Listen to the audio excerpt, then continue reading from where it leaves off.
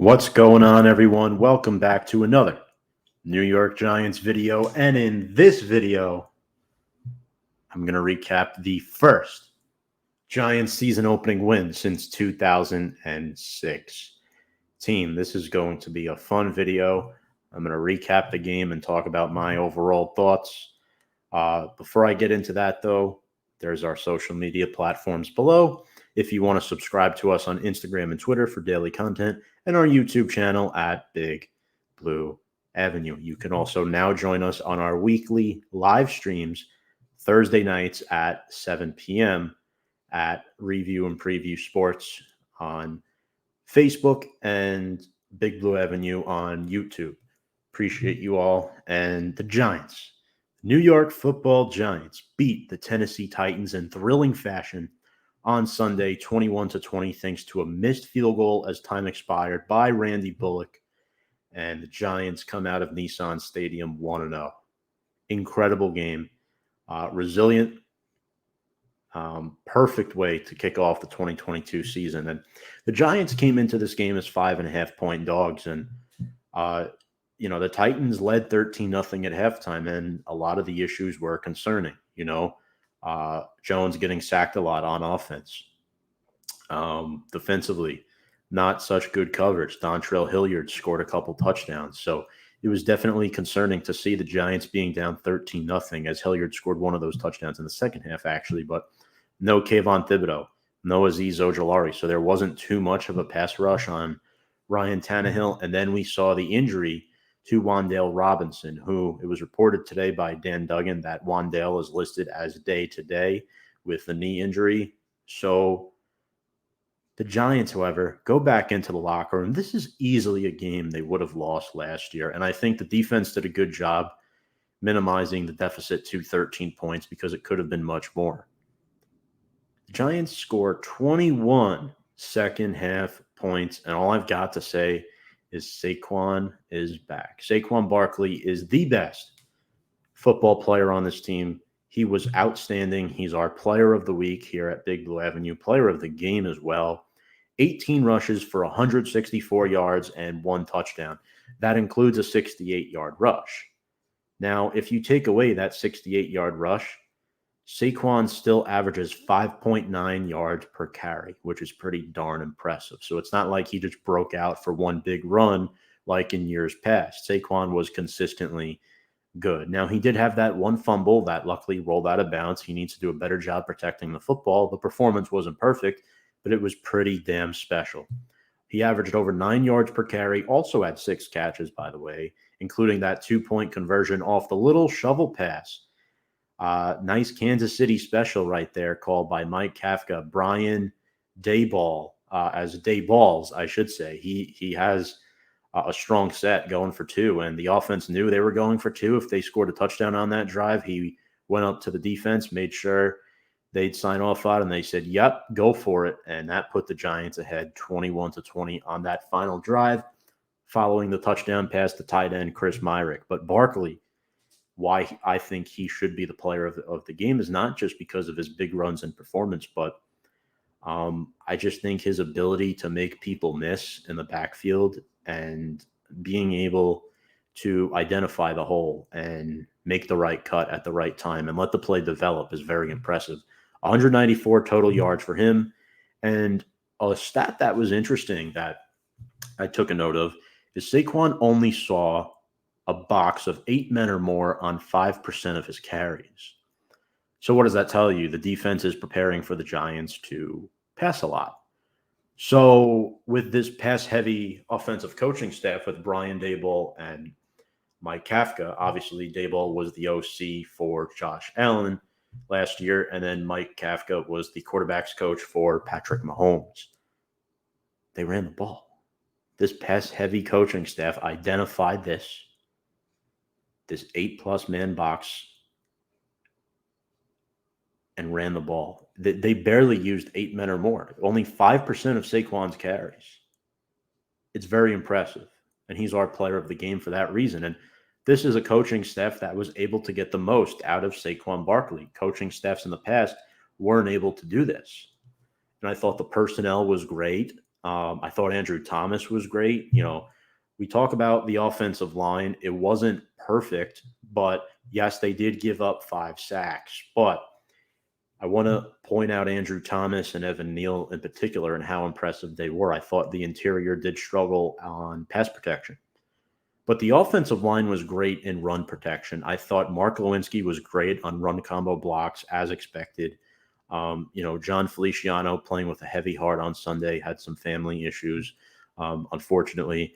And obviously, the left guard position was a revolving door. I'll get to that in a moment. But Andrew Thomas had 31 pass blocking snaps, allowed just 1 pressure. And this man's going up against Bud Dupree the whole game. The whole game.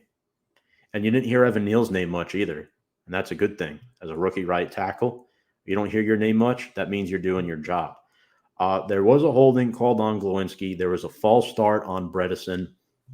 And I think left guard, it was interesting. I think Bredesen played majority of the snaps at left guard, but we saw rookie Josh Azudu come in, the 3rd-round pick out of UNC for him at times, including on that game-winning drive. Azudu was in there.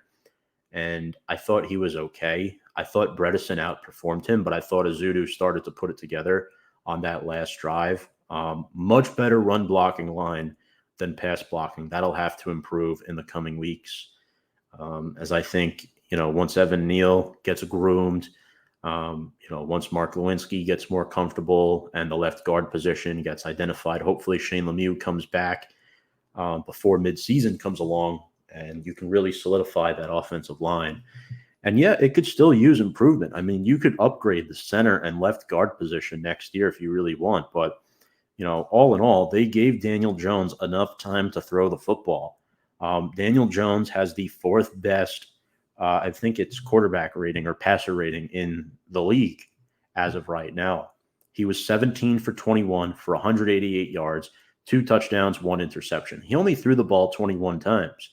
And it was interesting because down 13-0, the Giants didn't go air raid. They bought their time. They did what was working. He also had 6 rushes for 25 yards. So he did run a little bit, but not incredibly much. My biggest concern with Daniel Jones, it's not the sacks. It's the fumble and it's the interception in the red zone, right? He gets hit from behind, loses the football. Not a good look. And then the 1 interception in the red zone, they're trying to find Saquon Barkley, and Jones, I think Brian Daboll was saying that Jones was trying to hit Barkley on a back shoulder fade, but this is a running back. I get it. Barkley's a good receiving back. He makes a ton of catches, especially in his rookie year, but a back shoulder fade to a running back in the end zone? You should be throwing those to Kenny Golladay, David Sills, Sterling Shepard, not Saquon Barkley. That's just my opinion. Speaking of Sterling Shepard, only had a catch or 2, had that 65-yard catch. I have 2 for 71 down here, but I feel like he only caught 1 pass. Sterling Shepard had that 65-yard touchdown grab. The Giants had 2 plays of 60 or more yards, not just in the game, but on back-to-back drives. You had the 65-yard touchdown to Shep, the 68-yard run by Saquon. That was on the first play of that eventual game-winning touchdown drive. I also thought Richie James was very impressive too. Really underrated receiver. We didn't see much of Kadarius Toney. I thought a lot of the schematics and packages the Giants used offensively did not benefit Kadarius Toney, but the one time we did see him in there, he was in there a few snaps, of course, but the one time he was really involved, he had a nice little, wide receiver sweep, and he looked like he was getting ready to throw the football. But he wound up making like 4 or 5 different guys miss and picked up a few yards. And then I think he had one other play where he had a nice gain. But, he wasn't used too much. Expect him to be used more in the coming weeks. Richie James had those 5 catches for 59 yards. Golladay just 2 for 22. And then Chris Myrick, beautiful play-action bootleg by Daniel Jones. That play won't get talked about enough. Evan Neal and Mark Lewinsky seal the right side of the line. And that play was interesting because I thought the ball was going to David Sills at first. Once he's rolling out to the right, I'm thinking, all right, Sills is there. But Myrick comes in late. He starts out blocking, flares out in the flat, catches the touchdown. And then I love the call by Brian Daboll to go for 2. I think that's a situation where And we know the Giants offense is going to be aggressive. This is how I view it. If you're on the road, you go for the win. You go for two. If you're at home, you go for the tie. That's just my opinion. But of course, you have to look at your team, look at how the game is going. And the Giants on paper are a team that's not supposed to win many football games this year. But why not try to steal one on the road? And that's exactly what they did. And I'm very excited, especially on 9/11. Love to see the FDNY and YPD hats out there with the players and coaching staff from both teams. I thought Tennessee didn't coach as well as the Giants did. I was a little surprised. They forced a lot of runs with Derrick Henry. He had 21 rushes for 82 yards and got zipped by Tay Crowder on that one play. He got leveled. Derrick Henry got Henried on that one play. Tay Crowder led the Giants at 7 tackles. He's the one consistent linebacker on this team. And I think a couple other positive performances come from the 2 edge rushers that I spoke about on Thursday's show that were going to play a huge role in this football game. And it was Jihad Ward and O'Shane Ximines. Jihad Ward had 6 tackles. O'Shane had 6 tackles, 2 QB hits, and 1 pass defended. And when you look at O'Shane Ximines, right, people are wondering, why did this guy make the roster? Well, he fits in Wink's scheme beautifully. You saw the way he played on Sunday, and I was very impressed with what I saw. He recognized the pass pretty well. He was pretty good in run support, which is something he hasn't been over the last couple of years, and he got some good pressure. He did get some good pressure. I didn't think Aaron Robinson was too bad. He struggled at times. He had a nice pass deflection on one play. I liked what I saw from the interior defensive linemen, Williams and Dex. What I didn't like, though, of course, was the secondary. Darnay Holmes, 2 defensive penalties on that last drive. Not a good look. I know Adoree had a penalty at one point as well. Holmes was getting picked on a lot in the slot. Kyle Phillips was eating him up. That rookie wide receiver out of UCLA wound up having 6 catches for 66 yards. Not good. And then Dontrell Hilliard scoring 2 touchdowns. I mean, I think Julian Love and Xavier McKinney didn't have their best games. You need to do a better job commanding the back line of that defense. Austin Calitro had a good game for the most part, I would say. He did start the game. He had 2 tackles for loss, which was great. He was good in run support, but not good in pass protection. He did have that one bad penalty that kept the Titans drive alive. As far as the Titans go, I mean, Tannehill had 2 touchdown passes, but the Giants were able to contain Derrick Henry. 21 rushes for just 82 yards. The Giants were able to not let him break out for anything crazy. His longest run was 18 yards. And it's interesting because they didn't let Woods go off. He just had 1 catch. The rookie Treylon Burks had a decent game, 3 for 55, but they contained him as well. Nobody on this offense blew up, and I think that worked to the Giants' advantage. They contained Derrick Henry and forced Tannehill to throw the football 33 times, which is something we didn't see in years past. Also, I thought the Titans' clock management on that last drive with like a minute left was horrendous.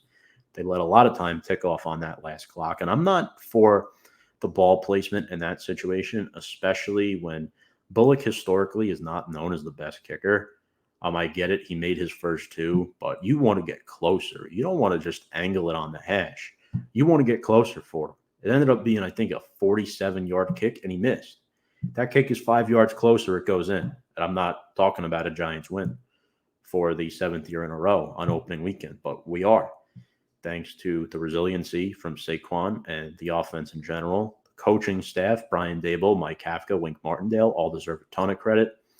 The special teams didn't look great.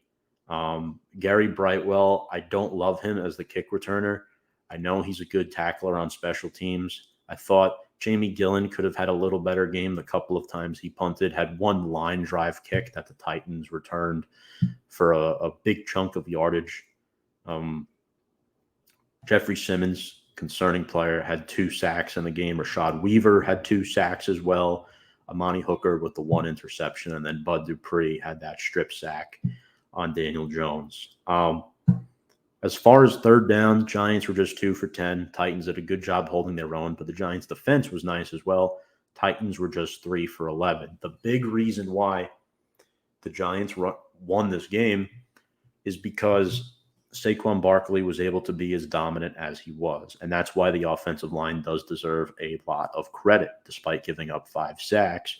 When it came to running the football, that was their strength. The Giants outrushed the Titans 238-93. And the Titans have arguably the best running back in the NFL. And the Giants outrushed them again, 238-93. Giants were 2 for 3 in the red zone, which is a big improvement based off of last year. The only time they didn't score was the Jones interception. And then the 8 penalties need to be cleaned up a little bit, and the 2 turnovers, both on Daniel Jones. Other news that I want to talk about, before I get into that actually, let's analyze Brian Daboll. Good first game coaching-wise. He got a challenge correct, which was very nice to see. I thought the Giants were remarkable in late game situation calls. He didn't seem to fluster under anything. He was going in for the win. He didn't want to come out of this game and saying, oh, I wish I had done that. He did everything he wanted to do. And you have to give him a lot of credit. He had an interesting, confrontation or discussion with Daniel Jones on the sideline, telling him that, look, you want to place that ball a little bit better next time. Good teaching moment for the young player. And overall, I just think the team was outstanding. I wish we would have seen a little bit more from Daniel Bellinger. I don't know if that injury is still lingering. I think Bellinger and Toney are 2 players I wanted to see a little bit more out of in this game offensively. Hopefully, they're more involved against Carolina next week. Folks, quick reminder, our sponsor, BetUS. There's our promo code below. BetUS is America's #1 favorite sportsbook, where you can bet all your favorite money lines, all your favorite parlays. You can bet on the go from your mobile device at anywhere, anytime. You can sign up there at Join125. You get a 125% sign-up bonus when you sign up with that promo code. Really appreciate everyone that's signed up thus far. And again, that's BetUS, where the game begins. Go check them out. They're awesome. Now, let's get into some team news. Giants signed another offensive lineman. So the Cardinals claimed Max Garcia, signed him off the Giants practice squad to their active roster. So the Giants are left with a hole. They bring in Casey McDermott to the practice squad to replace Garcia. Now, McDermott, little background on him. UDFA with the Jaguars back in 2018, spent 4 years there on and off the practice squad, was on final cuts, made the roster for a little bit, all sorts of funny business. But in those 4 years, he wound up playing just 16 games with 1 career start. So we'll see what happens. Bobby Johnson's done a pretty decent job. And the final takeaway from this game that I really want to talk about with the Giants roster is not as good as it was last year. They're young, they're inexperienced, they're flawed, but the coaching staff is what brought the Giants over the hump on Sunday. They got a lot out of a little. It's not always about who has the best roster, right? Sometimes it's about who coaches the game better. And I think this is a really good learning experience for, a lot of parties here. I think the Titans are going to learn from this game and not take their next opponent lightly. I think the Giants are going to learn from their mistakes in this game. They have Carolina next week. Baker Mayfield did not look too great. I mean, yeah, we have Christian McCaffrey on the table, but we'll talk more a little bit about that on Thursday's show of Big Blue Avenue. But I'm just proud to say that for the first time in a long time, it feels good to be a New York Giants fan, like really good. I just want to see exciting football games this year, and we got that on Sunday. So, Saquon Barkley, player of the week for us here on Big Blue Avenue, and I'm excited. 1-0 heading into week 2 against the Carolina Panthers. Folks, if you like what you watch, make sure to subscribe to our YouTube channel. Give us a little thumbs up, ring the bell for notifications. And you want to follow all of our up-to-date content. Instagram and Twitter are 2 great platforms to follow us as well. Appreciate you all watching. And without further ado, let's go Big Blue.